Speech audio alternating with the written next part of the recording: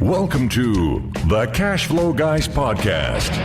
Join Tyler and his team as they unlock the secrets to achieving financial independence through wealth-building strategies inspired by Robert Kiyosaki and other thought-provoking leaders. Learn to build leveraged streams of cash flow that land in your pocket and improve your quality of life. Gain access to cutting-edge ideas that will increase your productivity and streamline your success. Find out how to supercharge your retirement plan so you won't have to retire with a pay cut. You can escape the rat race. Are you ready? It's time to Learn to Earn with Tyler Sheff.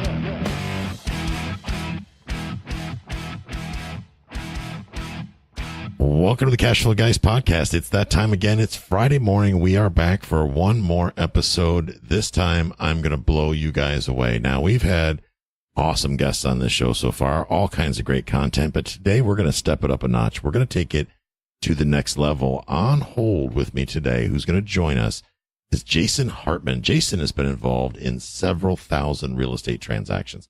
That's right. I did say thousands, not a few, not 100, thousands. And his own income properties in over 11 states and 17 cities. That in itself, ladies and gentlemen, blows my mind. Now, Jason, he's the founder and CEO of Platinum Properties Investor Network, the Hartman Media Company, and the Hartman Foundation. He started with very little. Jason, while in college at the age of 19, began a career in real estate while brokering properties for clients. At the same time, guys, he was investing in his own portfolio all along the way. Jason joined the ranks as one of the top 1% realtors in the U.S. and in quick succession earned a number of prestigious industry awards. Jason, welcome to the show. Hey, thanks, Tyler. It's great to be here. And one of the mistakes I want to acknowledge right away from that intro, this is a mistake I made, is that I over-diversified. 11 states and 17 cities is too many places to own real estate. You said it, not me, sir. I didn't know any better at the time. And I was, kind of the eyes bigger than your stomach type of syndrome where I just wanted to buy everything I could get my hands on. And, so what we help our clients do is diversify. We do believe you should diversify geographically. There's an old saying in real estate that all real estate is local. And I think that income property is the most historically proven asset class in the entire world.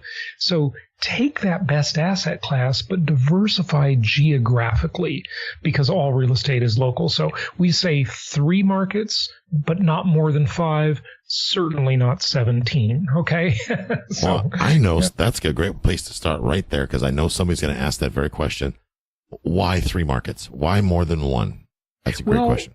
Yeah, more than 1 because, over the years, especially when I was back in traditional real estate before I got into the investor-only business in 2005, I just saw too many people get hurt.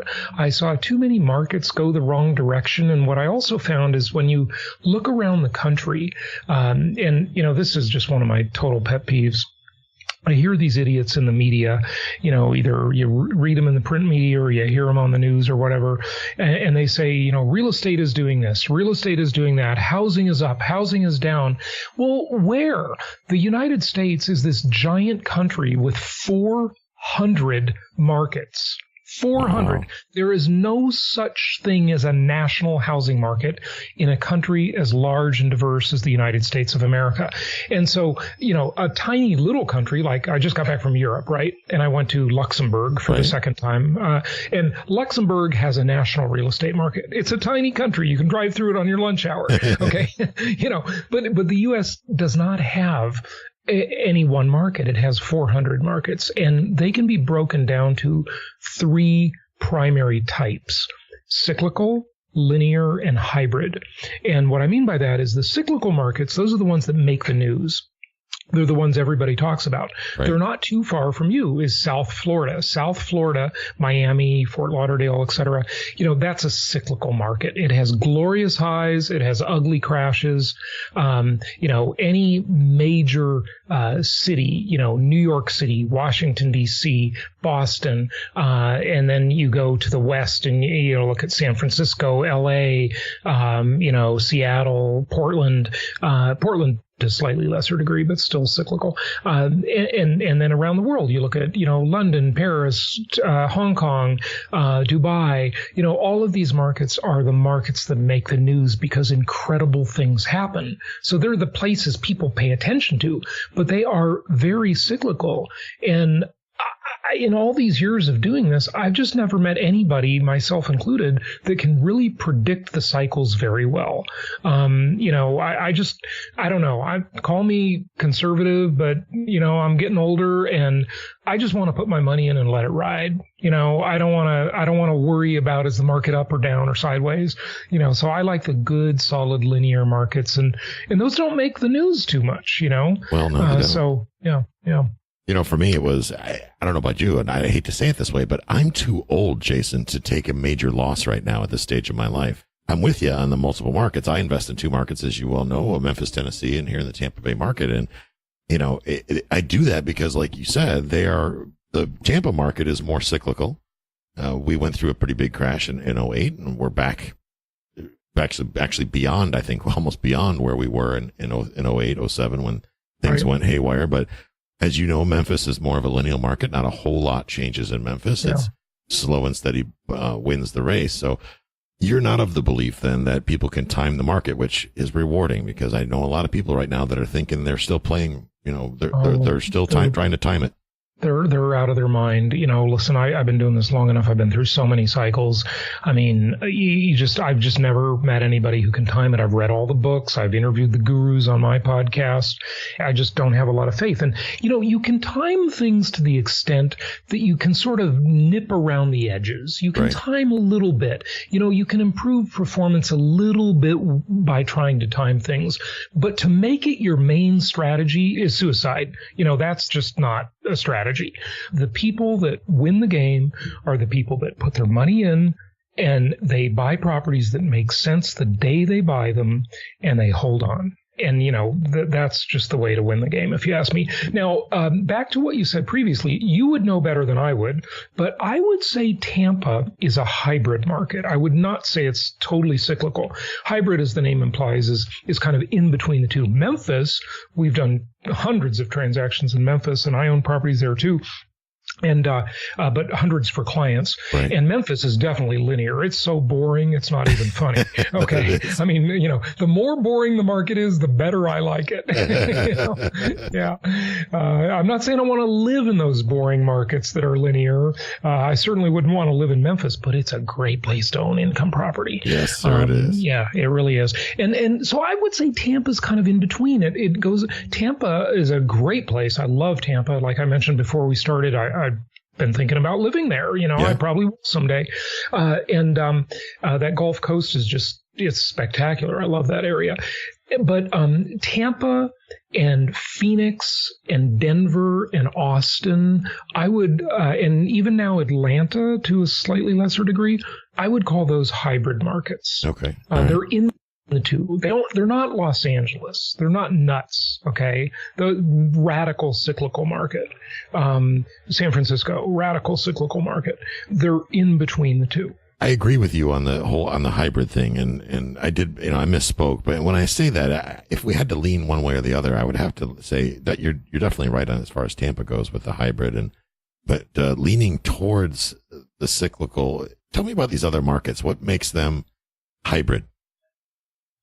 Well, hybrid just means that they have phases in their market cycle of ups and downs that are more pronounced than linear markets, but less of a roller coaster than the full-on cyclical markets. So a market like Los Angeles or Dubai or San Diego, those have big ups and downs, okay? Tampa's going to have smaller ups and downs, and Memphis, they're almost imperceptible. They just chug along, right. Nothing great, nothing terrible. Right. Right. Kind of chugging along type thing. Yeah. You may not consider yourself as one, but I consider you one. I've been following you for years now. And I don't know if you remember, we had dinner once at Secret Successful Syndication Seminar in Dallas, actually. Oh, yeah, I remember that. The real estate guys. Yeah. Absolutely. Yeah. Oh, so, thank you for reminding me. Yeah, that's where we first met, actually. It was back then. But now we're experiencing this lack of inventory here in our market in the Tampa Bay area. Yeah. I'm telling people, clients ask me on a daily basis, Tyler, should we wait and just wait for the market to crash and then buy? And of course, I'm giving them my explanation, but I'm curious what your explanation is. Yes, there's low inventory, but I'm a believer of, it all comes down to the numbers. Do you agree or disagree, or what are your thoughts on that? Well, okay, so I got done ranting about how you can't time the market, right? So that's the first point. But let me give you more for that, okay? So here's the other thing that the market timers really just miss the boat on, is that if you follow my commandment number 5, I have this 10 commandments of successful investing that you hear me talk about, right? Yeah. And commandment number 5 is thou shalt not gamble, okay? And that's, be either a hybrid or a linear market investor is basically what that says. In other words, the property must make sense the day you buy it, or you don't buy it. So nothing in Los Angeles makes any sense ever, okay? Mm-hmm. It's purely speculative. You're just a gambler. Right. And listen, my whole real estate career as a traditional real estate agent was in Orange County, California, Irvine, Newport Beach, very cyclical. I made tons of money gambling on the cycles of the cyclical market. I'm not saying you can't make money. I'm just saying it's super risky because you never have staying power, because you never ever buy a property that makes sense from day one. And how do you evaluate whether it makes sense?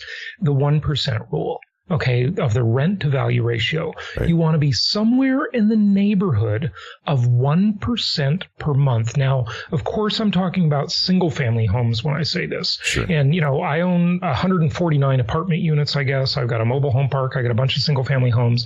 That's the kind of stuff I personally own, right? And so, with apartments, the metric is different. Okay, it's got to be better than that. And it's more complicated. And you would know all too well, because that's your expertise and it's what you teach. Right. But just talking about the basics of single family home investing, the simple side of the business, if it's $100,000 property, I want to see you get somewhere in the neighborhood of $1,000 per month. So if you buy 5 of those, then you'll get $5,000 per month. Right. Now, you can either do that, or you can buy one $500,000 house in Los Angeles, for example, or Miami, and you're going to get about $2,500 per month. And that's a 0.5 rent to value ratio versus a 1% rent to value ratio. And so the way you know if it makes sense is the rent to value ratio. That's the first major criteria. It's a very easy rule of thumb. It's not about cash flow, because cash flow I can't figure out. It's too complicated in the sense that, you can't do that as a rule of thumb, because, it depends how much money you put down. It depends what your interest rate is. It depends if you have an adjustable or fixed or blah. People get lost in all that complexity. Right. Okay. Just 1% per month. Easy. Everyone can remember that. Okay. Exactly. And I just remembered I didn't answer one of your earlier questions that I do want to answer. You said why 3 to 5 markets? Right. It's kind of the same thing as that rent to value ratio. The human mind has an odd relationship with the number 3. There 3 things. We can always remember 3 things. So if we're in 3 markets, but not more than 5, right, we can remember in our head who all those relationships are, who our property managers are, what tax collection authority are we dealing with, for like property taxes. We can know in our head what that city is like, what that metro area is like. If we have property managers or if we self-manage, you can do either one. You can self-manage properties long distance. It's one of the things I was surprised that I was able to achieve and do very well with, and we teach that idea. But if you have a manager, then you can just keep track of it in your head. I'm not saying you should, because if you own 70 properties in those markets, you're obviously going to use software tools. And a couple years ago, a client and I bought a software company, a real estate software company called realestatetools.com that helps with all this stuff. But without the software, you should just have an idea in your head. And so 3 to 5. 3 is enough diversification. More than 5 is too much, because then you can't remember. I literally, when I had properties in 11 states and 17 cities, Tyler, I kid you not, for beginning investors, this is going to sound really stupid. Okay, you ready? Yeah. I forgot I owned houses. Oh, no. I mean, I literally forgot. I'm thinking, like, how ridiculous is my life that I own a whole house here and I don't even remember that I own it. That's how absurd it was. I couldn't remember who my managers were. I've got all these different governments, that I'm paying property taxes to, and I couldn't, 3 to 5. It's the right number. Just trust me. You can own 100 properties or 5,000 properties, just 3 to 5 cities. You're good. No, I'm impressed. I'm impressed with the self-managed long distance. I know you teach on that, and folks, you can head over to Jason's website to learn more about that, that'll be in the show notes. But I'm curious, in a nutshell, what does that look like? Are you talking about big buildings or single family houses? Are you managing the managers? Is that what you mean by that? Or are you actually dealing with the tenants? Good question. So I'll just tell you the story, what happened. I bought this house. I buy lots of houses sight unseen. Okay. Right. I don't really care much about seeing the house. It's weird how we have some people, not many anymore. But when I started doing this in 2004, it was very ingrained in the mentality that, well, you'd never buy a house without seeing it. Well, now, we've done thousands of transactions for clients. They buy houses sight unseen all the time. And that's not a problem. And I always thought you needed a property manager. Now, this fell on me by accident. Okay. Here's what happened. I have this house. I still own the house in San Antonio, Texas. Okay. Mm-hmm. And I owned it for several years, and I had a property manager, and then the property manager got out of the business. And I had my assistant, Karen. She was like interviewing some new property managers and, seeing who I should go to. And some of them sent over property management agreements. And I just got busy, and I just never signed one. And then I went to the mailbox, and I got this note with a check from the tenant, a nice little note that says, "Hi, I'm so-and-so, and I hear that the property manager got out of the business, so he told me to send the rent to you." And he wrote me a nice little note with, "Here's my phone number. Let me know if you need anything." I'm thinking, here's my tenant saying, "Let me know if I need anything. Let him know if I need anything." Like, turning the relationship on its head, right? Right. And so I thought, why do I need a property manager? If there's a problem with the property, it's not like the manager lives there. It's not like they're going to notice the problem. The tenant is going to be calling the manager and saying, "Hey, there's a problem." So why not just cut out the middleman and let the tenant call me? Right? And then I know what everybody's thinking. Well, what about when the toilet gets plugged up at 2 a.m? With the hundreds of tenants that I've had over the years, I've never had that phone call. You know what else has never happened to me? I've never been sued by a tenant. I've never had a tenant slip and fall and even threaten to sue me. Okay? Like, these things that you hear, they just don't happen that much. Okay. Like it's just crazy. Right. And so what I found is that I had another property in Houston, and, whenever I started doing it this way, if I liked my manager and they were really good, they were worth their weight in gold, I'd totally keep them. Right. But if I didn't like my manager, or something came up and I didn't feel good about the way it went, I'd get rid of the manager. And I had this other one in Houston, and the tenant was, he basically was an engineer that helped design oil drilling platforms, right? Okay. And so I started self-managing that property. I'd never seen the house. I've never seen either of these houses. I never met either of the tenants in person. Nothing. totally remote, right? And so the tenant said that, like when he sent me the rent, the Houston guy, he wrote me a note and said, hey, there was this problem, this electrical problem, but I fixed it. And I'm like, oh, nice. Well, great. If it was the property manager, he would have sent me a bill for $350 and, blah, blah, blah, right? Right. So I got to tell you something, folks. Some landlords view their tenants like little children, and they view them as adversaries. We got to remember something. Our tenant is our customer. Oh, thank you for that. Whoever gives me money is the person I want to respect the most. Whoever takes my money is serving me, okay?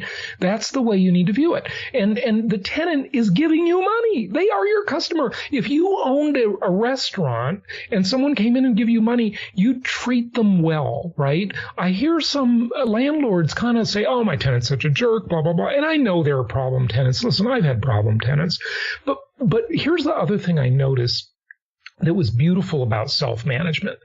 When there's some big faceless institution, even if it's not big, but the tenant still views it as big, right? It's ABC Property Management.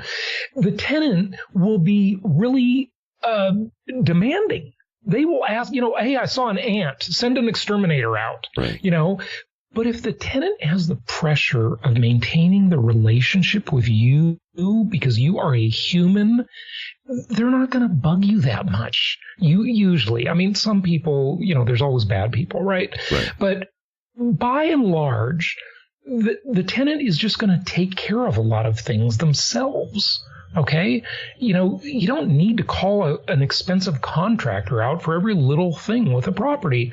It's not a Class A apartment complex where you call the on-site maintenance office and say, change my light bulb. Exactly. This is a home. It's a single family home. You should expect to do some work, okay, to maintain the home, right? And so, treat your tenants with respect. Most of the time they'll return the favor. That's some solid wisdom, I got to say. Granted, self-management's not for everybody because I think it takes a certain type of individual and you're right. But I think a lot of your success ties to you're taking the time to pick quality tenants. You're not just parking, so to speak, butts in seats, for lack of a better term. But I'll tell you something else, Tyler. There was a really interesting thing. Every year we have this big annual event we call Meet the Masters of Income Property, right? So we've got it coming up in La Jolla, California in January. And at this event, about 2 years ago, I think it was, one of our clients who now actually works with us, his name is Fernando. He was talking on stage and I was interviewing him. And he bought 70 properties from us and retired from Apple. And he has a great story about it. And, he had a big corporate job and he left just to be a real estate investor. And he's like 48 years old or 46 at the time, I think. And I was interviewing him about his properties, and he said he had 50 properties, 50 of the 70 that were with property managers and 20 that were self-managed.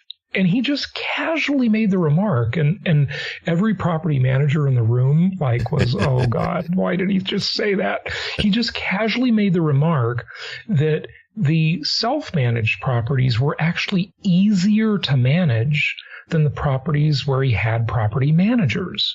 And, it just kind of makes sense because when you remove the middleman and you deal directly, a lot of times it is easier. We've all had this happen in our life where we've got, too many cooks in the kitchen type thing, right? Yes. And I'm not saying it's not perfect. It's not necessarily everybody's thing. And I don't care either way you want to do it. Most of our clients have property managers, but I do think the self-management thing is something to seriously be considered. All of my properties locally, when I lived in Southern California and I invested or gambled, speculated in Southern California in that cyclical market, I managed them myself always, right? And it was really easy. Oh, here's another revelation, and I'll shut up about this. You probably want to change topics, but here was another revelation that was interesting about self-management. So I lived at one time in Irvine, California. And I had a couple of rental properties in Irvine, California also. And I remember one of my tenants, a guy named Josh, who interestingly, was a timeshare sales manager. That's what he did for a living. And he was a really nice guy. And I self-managed the property, of course. It was about, 10 minutes from my house and maybe 8 minutes from my office in Irvine. And he gave me notice and said, I'm moving out. And he'd been there about, 3.5 years. Okay. And I went over to the house after he moved to inspect it. And I realized, in 3 or 3.5 years since he moved in, I've never been here. This might have been 3,000 miles away for all that I care. That's because awesome. I have not been to this house in like 3 years, And so why does it matter if it's local or, it's just we have all these technologies today that enable us to do things remotely. If the garbage disposal breaks, go to homedepot.com and order one and see how much it costs, and don't let the plumber rip you off. Okay, everything is at your fingertips nowadays. Google Street View, any comparable market information, rental information. I mean, there's just everything. It's just so easy. That's impressive. That's really solid advice. I'm sitting there thinking about it. I'm like, yeah. I'm shaking my head. I know people can't see me. I'm going, yeah, he's right. He's absolutely right. I can't believe I didn't think of that. But lastly, before we wrap up, I know you're busy. I'll let you get back to your day, but realestatetools.com. First, let me say I am probably your biggest fan when it comes to that product. I didn't know you even used it. Oh yeah. I recommend that to everybody. Every one of my lessons and things that I teach and on the podcast, I always tell people, listen, you're going to have to not be a Windows person because realestatetools.com is only available for Apple products on the mobile devices. But let me just make a distinction, Tyler, if I may, about that. Yep. That's for the apps. We do have a web-based software that is much more robust than the apps are. So we have iPad and iPhone apps, but we have Property Tracker, which is part of the Real Estate Tools suite, which is web-based. So Mac and PC, those people that are still crazy enough to be using PCs, I'm a Mac guy too. I love Apple, great company. But you can use that on any platform. It's just on the web. Outstanding. Jason, thank you so much for spending the time with us today. I know you're a busy guy. You got a lot going on. How many podcasts are you up to now? Different. I got like 20 podcasts, but I've affiliated with some co-hosts that are doing some of them with me, like every other episode. So I've been trying to find a way to take the load off a bit, and it's working. So that's good. Yeah, good stuff. Best way to reach you? Yeah. Thank you for having me on the show. JasonHartman.com is my website. That's just my name, Jason Hartman, HARTMAN.com. And, on all the usual social media platforms, etc. And then realestatetools.com for the software. If you're a real estate investor, you've got to use software. Tyler, let me share one more thing that really made the difference for me when I was starting out in the investor-only business. Back in 2004, we had a client that developed the Real Estate Tools products, and we bought the company from him, a couple years ago.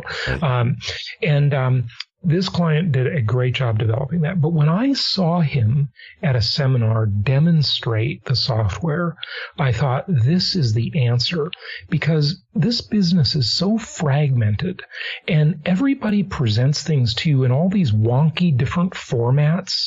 You've got to standardize things. Yes. You've got to benchmark stuff. You need to use one software tool.